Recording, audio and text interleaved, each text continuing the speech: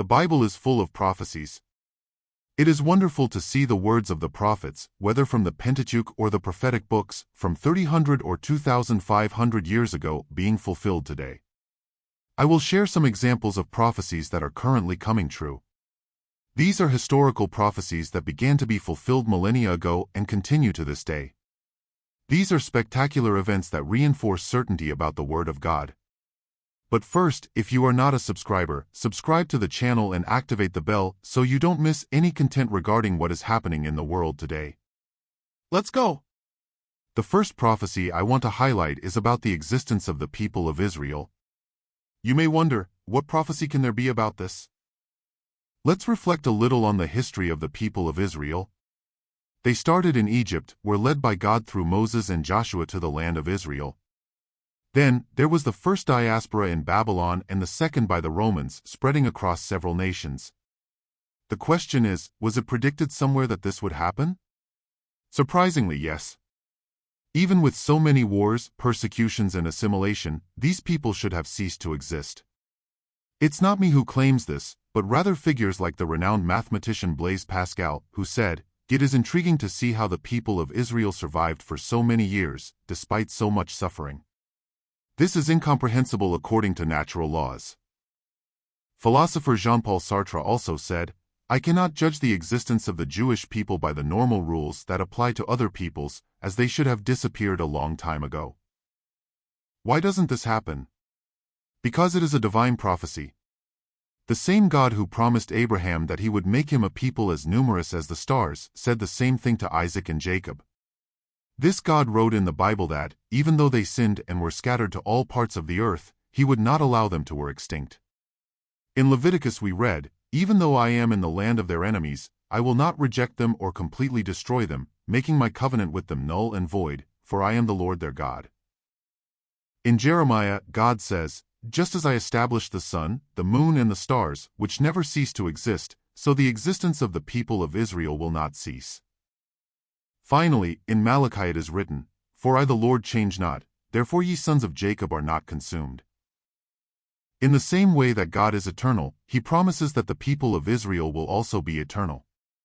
An interesting story is about Tsar Nicholas of Russia, who was very intelligent and often argued with a bishop. Nicholas asked the bishop to prove the existence of God. The bishop brought several proofs, but none convinced Nicholas, who was a rationalist. Until one day the bishop said, "I have proof, the existence of the people of Israel." Nicholas thoughtfully replied, "I accept this proof." Here is the first prophecy. Even after holocausts, inquisitions and so much destruction and dispersion, the people of Israel continue to be alive today. The second prophecy is also fascinating, as it deals with one of the signs of the Messianic era, which we will discuss next. There is a prophecy in which God promises that the people of Israel, dispersed throughout the world, will be reunited again in the land of Israel.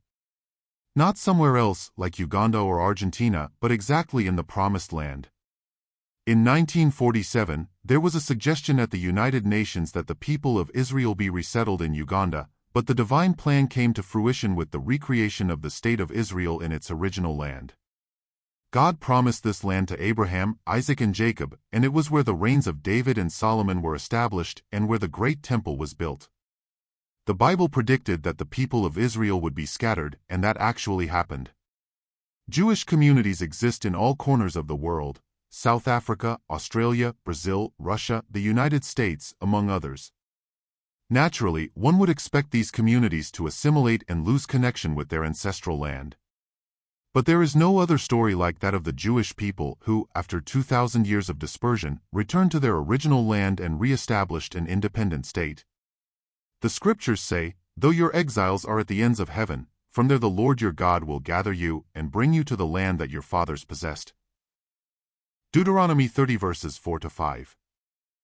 In Ezekiel 36 verse 24, it is written, "I will take you from among the nations and gather you from all countries and bring you into your own land." God promises two things: scattering due to sin and return to the promised land.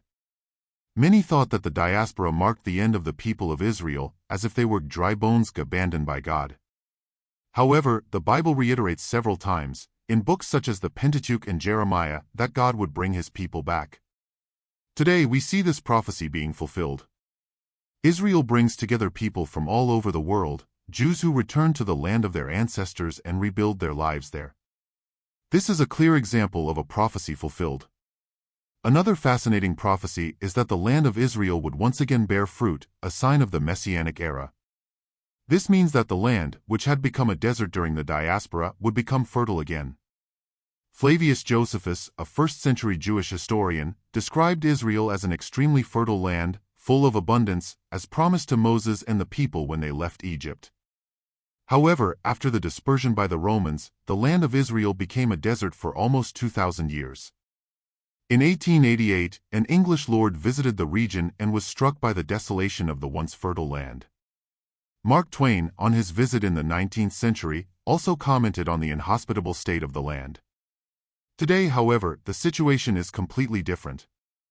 The land of Israel once again flourished, fulfilling yet another biblical prophecy and signaling that we are in the Messianic era, preceding the revelation of the Messiah. See what is written in the Bible as prophecy. In Leviticus it says, "And I will make your cities a desert." This aligns perfectly with historical accounts which, without knowing the biblical words, describe the devastation. He also says, "I will make your sanctuaries desolate and I will not smell your sweet odor. I will make the land desolate." The earth will be completely devastated in a terrible situation. Soon after, in Ezekiel 36, we read, "But you, O mountains of Israel, will bring forth your branches and give your fruit to my people Israel."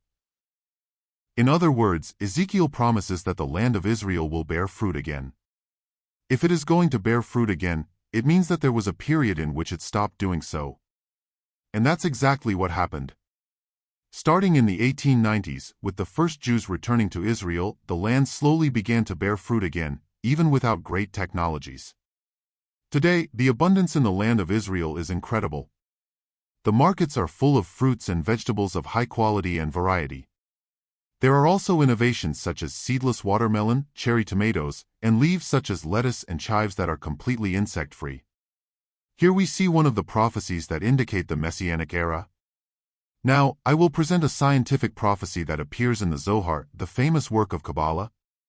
It is written that in the year 5600 in the Hebrew calendar, God will open the gates of superior and inferior knowledge, and the world will undergo great transformations. We are now in the year 5782, so this prophecy refers to 182 years ago. From that date onwards, many significant discoveries occurred. The atom, electricity, electromagnetic theories, and the telegraph were developed soon after. The world has undergone unimaginable transformations, including the creation of mathematical formulas that have driven new inventions. The invention of radio, among others, followed during this period. The Industrial Revolution, which transformed a primitive world into a modern world with machines and energy, began exactly at this time, fulfilling a prophecy almost 1900 years old. Another curious point is the transmission of the Bible. God prophesied that, despite the diaspora and persecution of the people of Israel, the Bible and its message would not be forgotten. On the contrary, it would be the mission of the people of Israel to transmit it to all the people of the world. Isaiah 49 verse 6 says, "I will also give you a light to the Gentiles, to be my salvation to the ends of the earth." And in Isaiah 2, we read, "For the law shall go forth out of Zion, and the word of the Lord out of Jerusalem." These are 5 among many other prophecies that are clearly being fulfilled in our days. If you liked the video, like, comment and share with those you love and those you want to keep up to date with everything that is happening on our planet. If you are not yet subscribed, subscribe to the channel and activate the bell so you don't miss any content. This was today's video. Thanks for watching and we'll see you in the next one.